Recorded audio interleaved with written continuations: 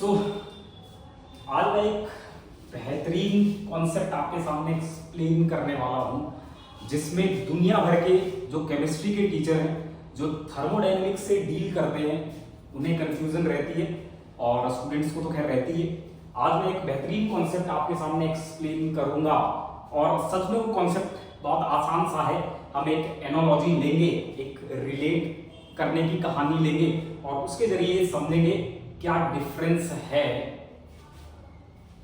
Energy और work में। क्योंकि कई बार आपने बहुत से टीचर्स को ये कहते हुए सुना होगा, वर्क जो है वो एनर्जी की ही फॉर्म है। Work is a form of energy, क्या ये बात पूरी तरह से सही है? और ये बात तो खैर हम लोग देखेंगे ही। इसके अलावा हम ये भी समझेंगे अगर ये दोनों सेम है तो क्या होगा, और अगर ये डिफरेंट हैं, जो कि हैं, वर्क एनर्जी की फॉर्म नहीं है, अभी मैं एक्सप्लेन करूंगा ये गलत बात है, और अगर ये अलग अलग हैं तो फिर इनकी यूनिट एक जैसी क्यों है? मतलब एनर्जी की यूनिट भी आप जूल में रिपोर्ट कर रहे हैं और वर्क को भी आप जूल में रिपोर्ट कर रहे हैं, फिर ऐसा क्यों है? अगर वर्क एनर्जी की फॉर्म नहीं है या फिर हीट अगर एनर्जी की फॉर्म नहीं है तो फिर इसकी यूनिट एक जैसी क्यों है? और अगर ये एनर्जी की फॉर्म नहीं है तो एक्चुअल में ये है क्या है ये, और ये भी क्या है? इसको हम बेहतर समझेंगे। एनर्जी का जो कॉन्सेप्ट है वो अपने आप में बहुत कॉम्प्लेक्स है। इसको इसकी सही तरह से डेफिनेशन दे पाना ये बहुत बड़ी बात है और बस की नहीं है। चलिए मैं चर्चा करता हूं एनर्जी की भी और वर्क की भी। क्या है ये दोनों खेल? मैंने लिख दिया है आपके सामने। देखिए एनर्जी कभी भी जब भी आपने पढ़ा है, आप 9th क्लास से एनर्जी के बारे में पढ़ना स्टार्ट कर देते हैं। 9th क्लास से ही आप एनर्जी सीखते हैं। क्या है एनर्जी? तो एनर्जी की जैसे ही बात आती है तुरंत वर्क की बात आ जाती है। तुरंत एनर्जी क्या है? एनर्जी एक काबिलियत है, एक कैपेसिटी है वर्क करने की। मतलब जब भी कभी आप एनर्जी की बात करेंगे तो एनर्जी क्या है? एक काबिलियत है, एक पोटेंशियल है, एक कैपेबिलिटी है काम करने की काबिलियत को आप एनर्जी बोलते हैं। मतलब जब भी कहीं कोई एनर्जी टर्म आ जाएगा तो इसका मतलब क्या होगा? इसका मतलब ये होगा कि उस एनर्जी से हम ये कहना चाहते हैं कि यहां पर काम करने की काबिलियत है इस सिस्टम में। जैसे अगर हमारे अंदर एनर्जी है तो हमारे अंदर काबिलियत है कि हम काम कर सकते हैं। अब ये काम क्या है? What is work? वर्क क्या है? एनर्जी तो काबिलियत है, एनर्जी कैपेसिटी है to do work, to produce work, to create work. लेकिन ये वर्क क्या है? What is this? ये क्या है? तो इसको आप कई तरह से डिफाइन कर सकते हैं, कई तरह से आप इसे एक्सप्लेन कर सकते हैं। सबसे पहले तो अगर मैं वर्क की बात करूं तो वर्क को आप हिंदी में तो काम बोलते ही, मैं काम कर रहा हूं जी, तो काम भी कई तरीके के हैं। क्या है वो काम? थर्मोडायनेमिक्स वर्क को कैसे एक्सप्लेन करती है? सबसे पहले तो थर्मोडायनेमिक्स खुद कहती है, और मैं अभी जब आपको कहानी से रिलेट करूंगा तो आपको समझ में भी आ जाएगा वर्क और एनर्जी दोनों अलग अलग चीजें हैं। वर्क एक प्रोसेस है और एनर्जी कुछ और है। एनर्जी एक रिजर्व क्वांटिटी है। चलिए मैं चर्चा करूंगा उसकी बातें करेंगे अपन, उसकी कहानी के जरिए मैं उसे रिलेट करूंगा। करते हैं वो सब अपन। पहली बात तो वर्क एनर्जी की फॉर्म नहीं है, बिल्कुल नहीं है, गलत बात है, एकदम गलत बात है। एनर्जी की फॉर्म नहीं, नॉट फॉर्म ऑफ एनर्जी। फिर क्या है? ये वर्क एक यूनिफॉर्म मोशन है एटम्स का। मतलब वर्क का मतलब क्या होता है? वर्क का मतलब है एटम यूनिफॉर्म मोशन कर रहे हैं। जैसे मान लीजिए एक गैस सिलेंडर है इस तरह का, और इस गैस सिलेंडर के ऊपर ये पिस्टन लगा हुआ है, इस तरह का ये पिस्टन लगा हुआ है, ठीक है। ये फ्रिक्शनलेस पिस्टन है, नीचे आइडियल गैस है। तो जब हम इस आइडियल गैस को कंप्रेस करते हैं या फिर एक्सपेंड करते हैं तो फिर ऐसे केस में क्या होता है? ये जो पिस्टन के एटम्स है ना, पिस्टन एटम से बना होगा, अरे ये पिस्टन एटम से ही बना होगा, तो ये जो एटम्स है ना ये यूनिफॉर्मली नीचे जाते हैं। मतलब यूनिफॉर्म मैनर में, एक रेगुलर मैनर में इनका मोशन होता है। या तो ये नीचे जाते हैं, कंप्रेशन के दौरान नीचे जाते हैं, और एक्सपेंशन के दौरान ये यूनिफॉर्म मोशन करते हैं। तो जब भी कभी इन एटम्स का इस पिस्टन में ये जो एटम है, इन एटम्स का, या फिर इसके ऊपर आप वेट रख दीजिए, जो वेट होगा, अरे वो जो जिसे आप वेट करते हैं यार, तो अगर आप वो वेट रख देंगे यहाँ पर तो वेट भी तो एटम से ही बना होगा, और वो सब एटम्स यूनिफॉर्मली या तो ऊपर जा रहे होंगे या फिर नीचे जा रहे होंगे। जब भी कभी इन एटम्स का यूनिफॉर्म मोशन होता है सराउंडिंग में सिस्टम है, ये सिस्टम इट इज सिस्टम, और ये इसकी सराउंडिंग है। तो सराउंडिंग में जब भी एटम्स का, मेरी बात बहुत ध्यान से सुन लेना, ये जो सराउंडिंग लिखा है ना मैंने, ये सराउंडिंग, ये बहुत इंपॉर्टेंट चीज है। ये सराउंडिंग, सिस्टम भी मैं लिख सकता था लेकिन मैंने सराउंडिंग लिखा है। सराउंडिंग में एटम्स का अगर यूनिफॉर्म मोशन हो रहा है और उसके जरिए अगर सिस्टम की एनर्जी बदल जाती है तो हम कहते हैं कि काम हुआ है, वर्क हुआ है। समझ गए आप मेरी बात? तो सराउंडिंग में अगर एटम्स का यूनिफॉर्म मोशन हो और उस वजह से अगर सिस्टम की एनर्जी बदल जाए तो हम कहते हैं काम हुआ है।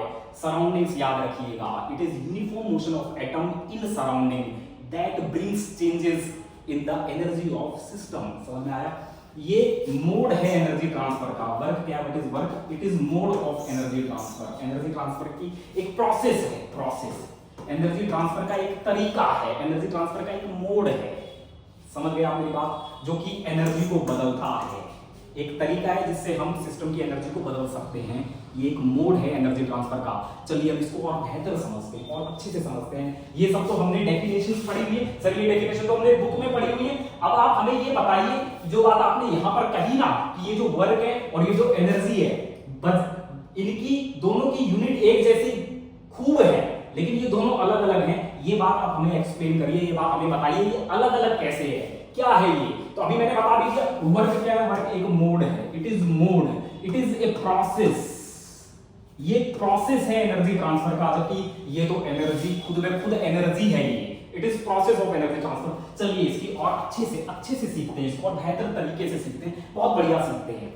देखिए वर्क मैंने लिख दिया, वर्क क्या है? What is work? It is mode, ये एक तरीका है, इट इज तरीका है, एक प्रोसेस है। किसकी प्रोसेस है? एनर्जी ट्रांसफर करने की, एनर्जी को देने की, एनर्जी बदलने की एक प्रोसेस है। एक सिस्टम है, सिस्टम की कुछ एनर्जी, एक पेन है, इसकी कुछ एनर्जी है, इसको बदलने का जो तरीका है, इसकी एनर्जी बदलने का जो तरीका है वो वर्क है। वो एनर्जी कैसे आप बदल सकते हैं? दो तरीके से बदल सकते हैं। हीट से भी बदल सकते हैं इसकी एनर्जी को, हीट से भी इसकी एनर्जी को बदला जा सकता है और वर्क से भी इसकी एनर्जी को बदला जा सकता है। हीट से आप कैसे बदलेंगे? हीट जो मैंने पिछली वाला शॉर्ट जो बनाया था वैसे ही बिल्कुल सिंपली आप हीट में क्या करते हैं? हीट में सराउंडिंग्स में, हीट का क्या मतलब है? सराउंडिंग्स में, ये जो सराउंडिंग है, सराउंडिंग में जो एटम पड़े हुए हैं, जो गैस है, गैस के जो एटम पड़े हैं, अगर वो रैंडम मोशन करें तो रैंडम मोशन करने की वजह से, सराउंडिंग में एटम्स के रैंडम मोशन करने की वजह से इसकी एनर्जी में जो चेंज आएगा ना, उसे आप हीट बोलते हैं। और सराउंडिंग में ही एटम्स के यूनिफॉर्म मोशन की वजह से इसकी एनर्जी में जो चेंज आएगा उसको आप वर्क बोलते हैं। समझ गए आप मेरी बात? तो हीट और वर्क मैंने आपको एक्सप्लेन किया, लेकिन अब इससे मजा नहीं आया। मजा तो कुछ और तरीके से आएगा, कुछ और कहानी के जरिए समझाइए। ये तो दुनिया ही बता रही है, कुछ और बताइए बढ़िया सा। तो दोस्तों आज आपके लिए एक एनालॉजी में लेकर आ रहा हूं, इससे आपको बहुत बढ़िया समझ में आएगा, इससे आपको क्लियर ही हो जाएगा क्या फंडा है वर्क का और एनर्जी का। आज आप समझ लेते हैं। देखिए दोस्तों, इसीलिए कहा भी जाता है internal energy is equal to, इसको मैं लिख भी देता हूं, देखिए इसको मैं रिलेट भी कर दूंगा। ये वाला फॉर्मूला आपको आगे मिल भी जाएगा, ये वाला फॉर्मूला आपको एनालॉजी से भी मिलेगा। इंटरनल एनर्जी आप लिखते भी तो है, internal energy is equal to work plus heat, लिखते हैं ना आप ये। अब मैं दिखा दूंगा आपको कि ये कहां से आया, ये कैसे आया, ये मैं आपको दिखा दूंगा। चलिए दोस्तों स्टार्ट करते हैं एक नई कहानी। दो दोस्त हैं, कौन है? एक ए और एक बी है, दो दोस्त हैं, ठीक है। तो मैं कहता हूं कि अरे यार ए, तेरे बैंक अकाउंट में कितना पैसा है? तेरे बैंक अकाउंट में कितना पैसा है? तो ए कहता है यार मेरे पास तो केवल 5,000 रुपए ही है, 5,000 रुपए है मेरे पास, मेरे बैंक अकाउंट में, मेरा जो बैंक रिजर्व है, this is my bank reserve, this is my reserve amount. मेरे बैंक अकाउंट में जो रिजर्व अमाउंट है ना, एक है वो केवल 5,000 रुपए है। और ऐसे उसका एक और मित्र, उसके बैंक अकाउंट में जो रिजर्व अमाउंट है ना वो बहुत ज्यादा है। कितनी है? 5 लाख रुपए। ओ बहुत ज्यादा है। तो इससे पता क्या चल रहा है? इससे पता चल रहा है, इस रिजर्व अमाउंट से आपको क्या पता चल रहा है? बैंक अकाउंट में ए और बी के बैंक अकाउंट है, दोनों ने अपने बैंक अकाउंट खुलवा रखे और ए का जो बैंक अकाउंट है ना उसमें रिजर्व अमाउंट 5,000 रुपए है केवल और बी के पास 5 लाख रुपए है। तो इससे पता क्या चल रहा है? इससे पता चल रहा है दोनों की काबिलियत क्या करने की? खर्चा करने की। सर खर्चा करने की, खर्चा खर्चा करने की काबिलियत का पता चलता है। इसके पास कम पैसे, अकाउंट में कम पैसे, तो ये कम खर्चा करेगा। इसके पास अकाउंट में रिजर्व अमाउंट बहुत ज्यादा है, तो इसकी खर्चा करने की काबिलियत का पता लग रहा है। खर्चा करने की काबिलियत। और खर्चा क्या है? व्हाट इज खर्चा? ये निकाला पर्स खोला, ले, ये खर्चा करने की काबिलियत है। तो खर्चा करने की काबिलियत किस पे डिपेंड करती है? रिजर्व अमाउंट पे। अगर रिजर्व अमाउंट कम है तो फिर ऐसे बार बार पर्स नहीं निकालेगा अपना, नहीं निकालेगा। लेकिन अगर 5 लाख अकाउंट में, तो हर चीज के लिए लगा भाई, बता क्या स्विगी को देना है, क्या अमेजन को देना है, तुरंत निकालेगा बाहर। तो खर्चा करने की काबिलियत किस पे डिपेंड करती है? खर्चा करना। खर्चा निकाला, दिया, तो ये क्या हो रहा है? निकाला और कैश दे दिया। या फिर तुरंत बोलेगा ला बैंक अकाउंट की वो बुक ला, चेक तुरंत भरेगा और दे देगा। ले, ये सोफे वाले को दे दिया, ये अमेजन वाले को दे दिया, ये फ्रिज वाले को दे दिया। समझ रहे हैं आप मेरी बात? ये ट्रैवलिंग में दे दिया। बड़ी कंपनियों में ये होता है ना, जिनके पास बड़ा खर्चा होता है, तो वो क्या करते हैं? वो तुरंत चेक बुक मंगवाते हैं, किस के नाम का काट दूं। अरे ऐसा होता है बड़ी कंपनियों में। आज सीईओ साहब छुट्टी पे, तो फिर एक आदमी जाता है, ले ये चेक बुक ले जा, साइन करवा के ले आना। तो वो चेक क्या है? वो कैश जो आपने दिया, ऐसे आप खुला बांट रहे हैं, वो क्या है? वो खर्चा ही तो है, वो आप खर्च ही तो रहे हैं।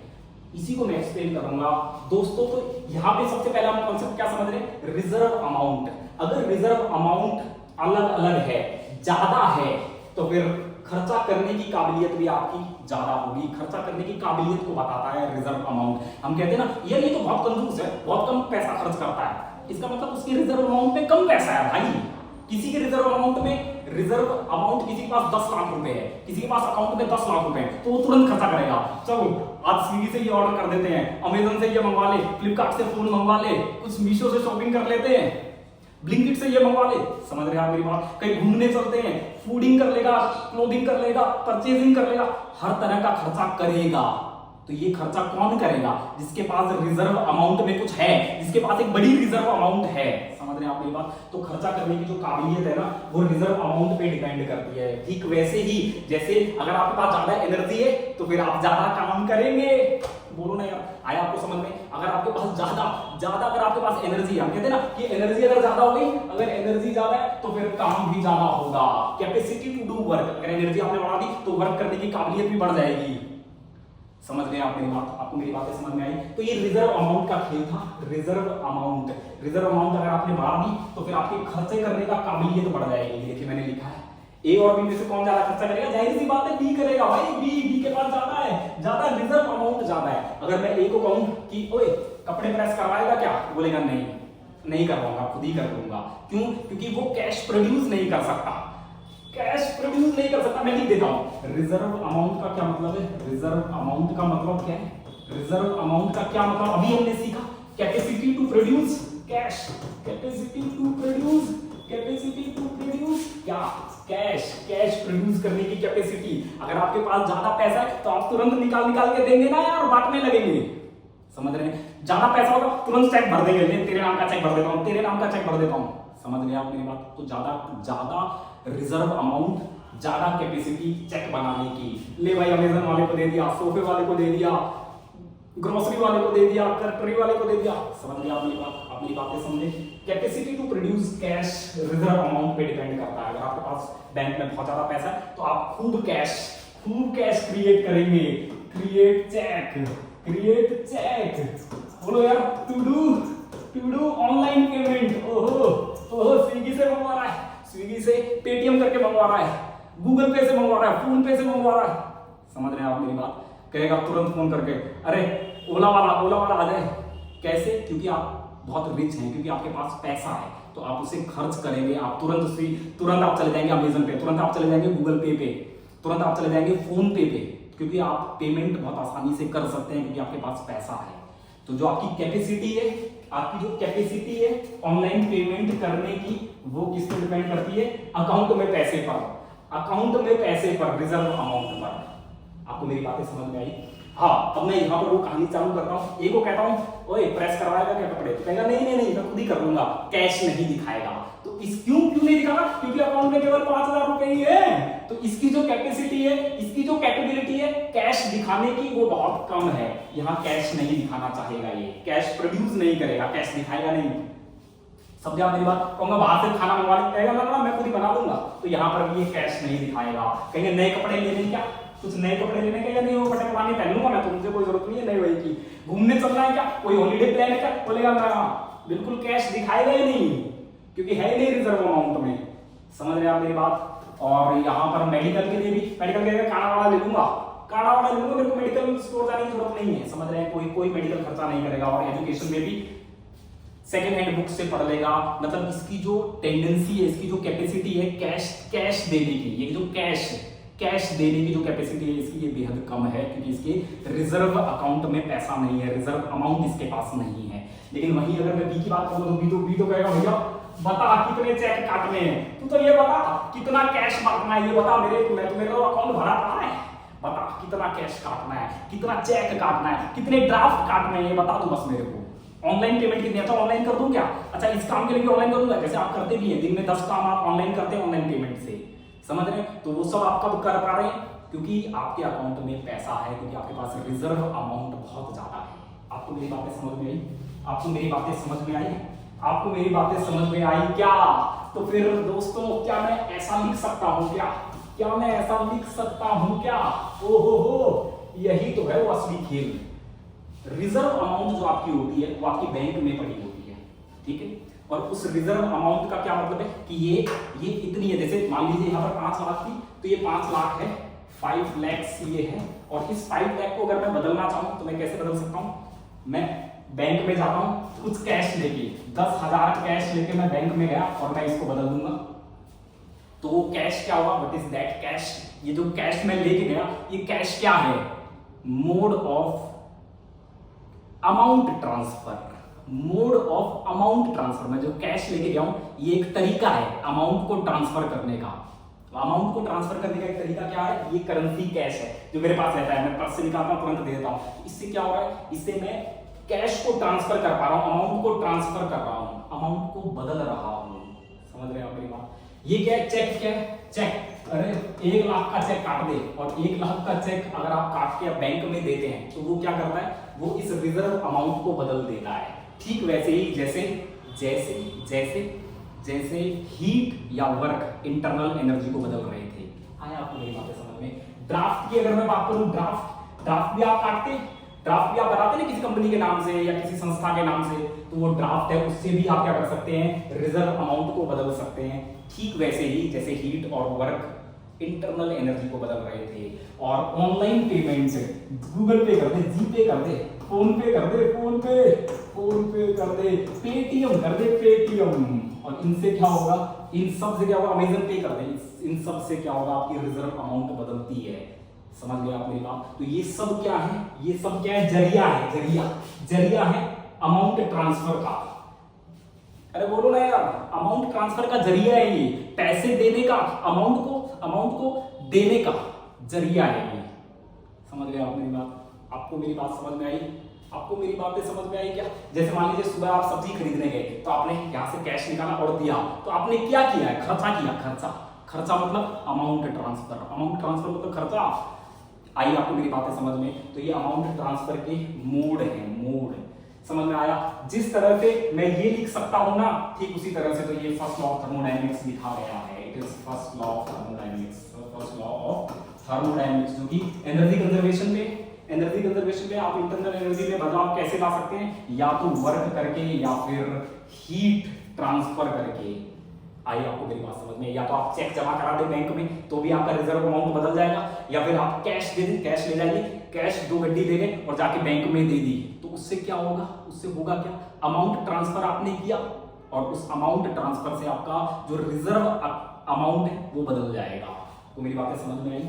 ये तरीका है रिजर्व अमाउंट क्या होती है मैंने आपको बता दी।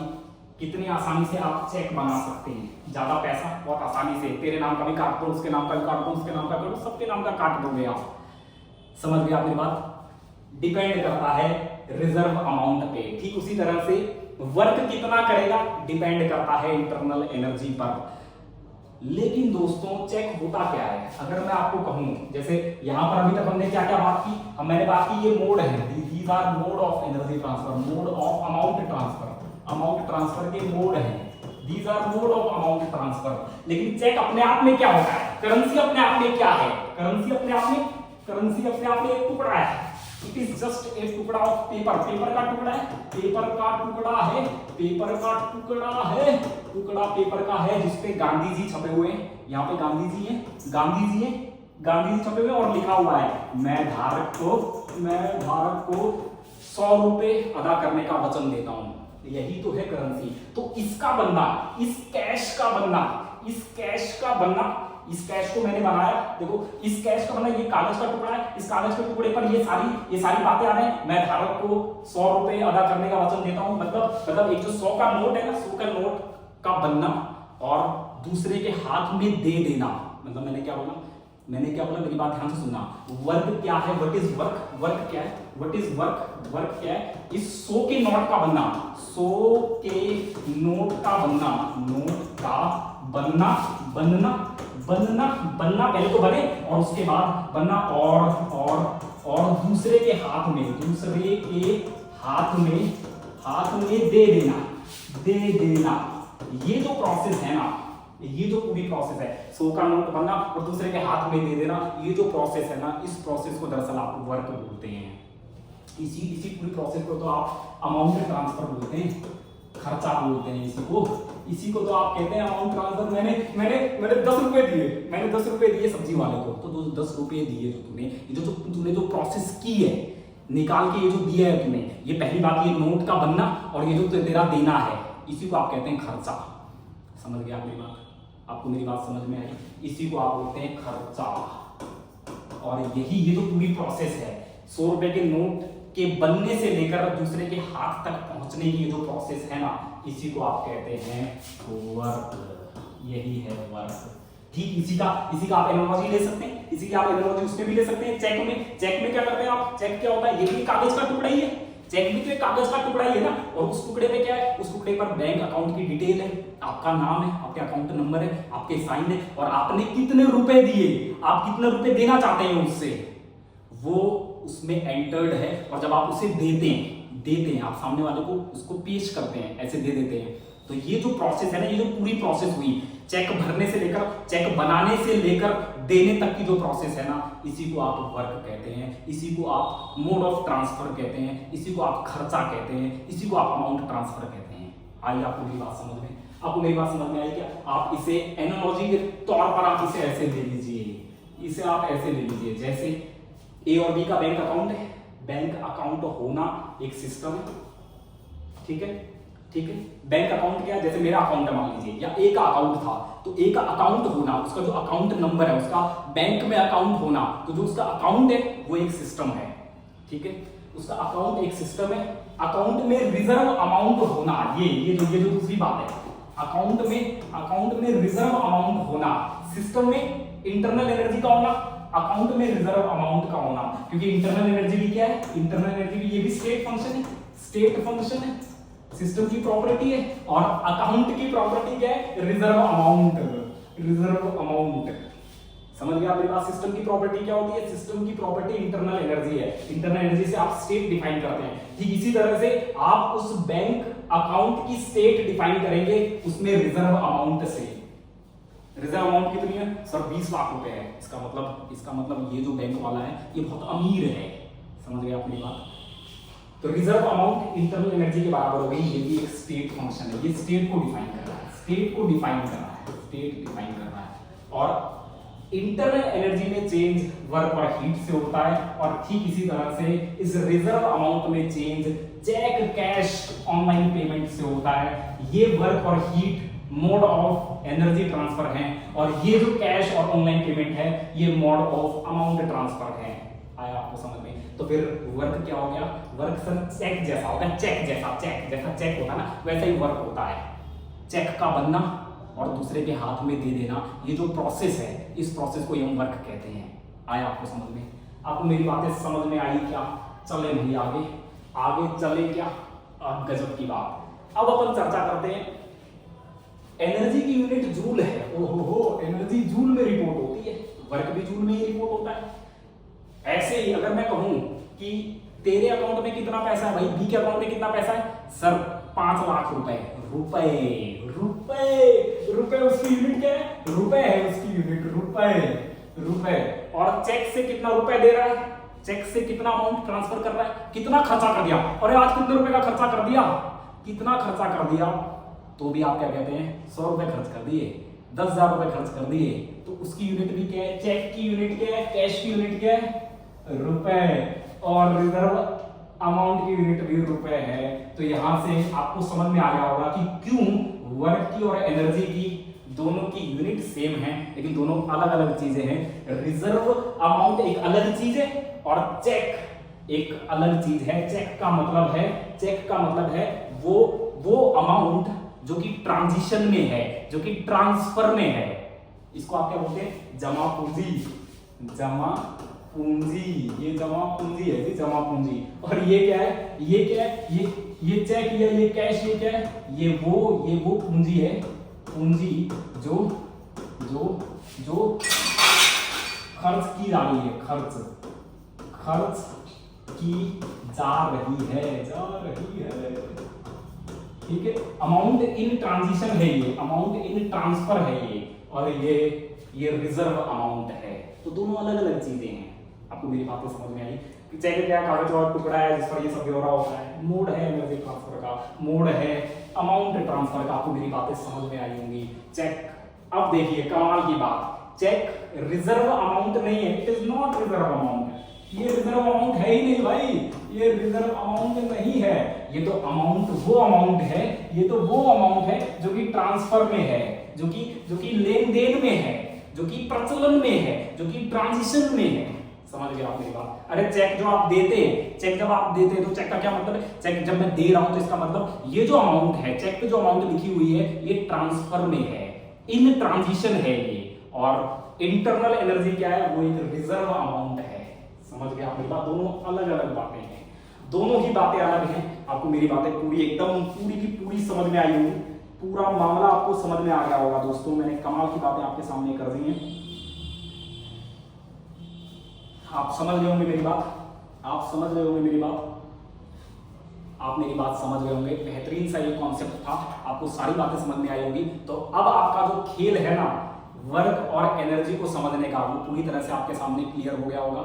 एनर्जी एक रिजर्व अमाउंट है, वो एक काबिलियत, कितना कोई सिस्टम काम कर सकता है, इंटरनल एनर्जी वो बताती है। और काम जो है, काम आप समझ गए, काम एक वो प्रोसेस है जो कि ट्रांजिशन में है, जो कि एनर्जी को बदलती है, जिससे एनर्जी बदलती है।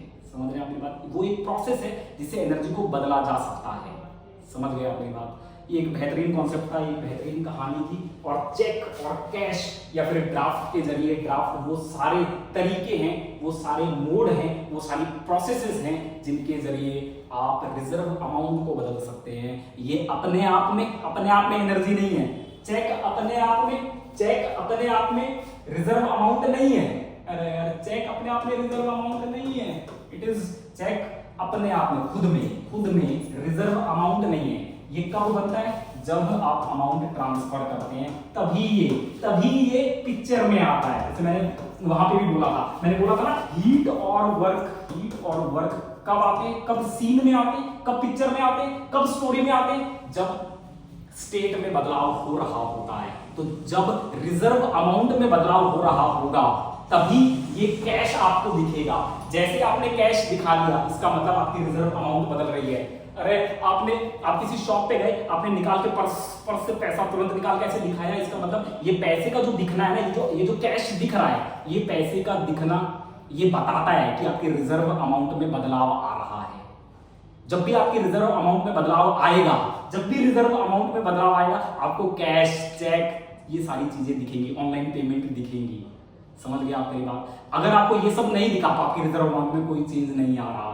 इसका मतलब ये हुआ कि जब भी इंटरनल एनर्जी में चेंज हो रहा है तो आपको वर्क और हीट दिखेंगे, और जैसे ही इंटरनल एनर्जी में चेंज होना बंद हो जाएगा तो आपको वर्क और हीट नहीं दिखेंगे। मतलब वर्क और हीट केवल तभी दिखते हैं जब सिस्टम में बदलाव हो रहे होते हैं। चेक, कैश करेंसी, पेटीएम, भरा हुआ पेटीएम, अरे पेटीएम में आपने पैसे डाल दिया, कितने वहां बता कितने कितने पे करूं, 500 रुपए पे करूं, तो 500 रुपए लिख दिया। ये आपको तभी दिखता है जब आपकी रिजर्व अमाउंट में चेंज आ रहा होता है। समझ गए आप मेरी बात? आपको मेरी बातें समझ में आई?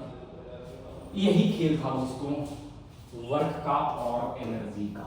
वर्क और एनर्जी का मैंने आपको पूरा खेल समझा दिया। आज के बाद कभी मत बोलना कि वर्क जो है वो एनर्जी की फॉर्म है। एनर्जी की फॉर्म कतई नहीं, कतई नहीं। ये वो अमाउंट है जो ट्रांसफर में है, जो कि बदलाव में है, जो कि सिस्टम को बदल रही है। समझ रहे हैं आप मेरी बात? It is a process which changes the systems energy और सिस्टम्स अमाउंट। समझ रहे हैं आप मेरी बात? तो ये खेल था, आपको सारी बातें समझ में आ गई होंगी। अब आपको इस एनालॉजी से वो फॉर्मूला भी समझ में आ गया होगा, इस एनालॉजी से ये वाला फॉर्मूला भी समझ में आ गया होगा हम कैसे इस तक पहुंचते हैं। सो दोस्तों ये एक बेहतरीन कॉन्सेप्ट था, मैंने आपके सामने एक्सप्लेन कर दिया। चलिए अब किसी दूसरे कॉन्सेप्ट के साथ हम नेक्स्ट क्लास में मिलेंगे, तब तक के लिए बहुत बहुत धन्यवाद।